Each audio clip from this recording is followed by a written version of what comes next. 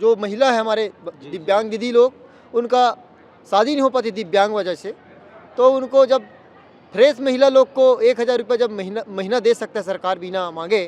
तो हम तो मांग कर रहे हैं कि हमें भी दिव्यांग वंदन के माध्यम से महतारी वंदन में फ़ायदा मिले करके। और उसी प्रकार से एक अपना और मांग है, जो अधिकारी कर्मचारी जो दिव्यांग भाई बहन हैं उनको पदोन्नति में 4% आरक्षण मिलता है, उसको शासन आज तक कहीं भी लागू नहीं किया है, उसको लागू करे। इस तरह से हमारा 6 सूत्री मांग है और 6 सूत्री मांग को लेकर के हम 26 तारीख को खुले आसमान में इतना चिलचिलाती धूप में पूरे छत्तीसगढ़ 33 जिले दिव्यांग भाई बहन यहाँ इकट्ठा हुए थे। पुलिस के दुर्व्यवहार बलपूर्वक हमें ऐसा इस तरह से जानवर की तरह यहाँ से घसीटते हुए सोए नींद में 4 बजे सुबह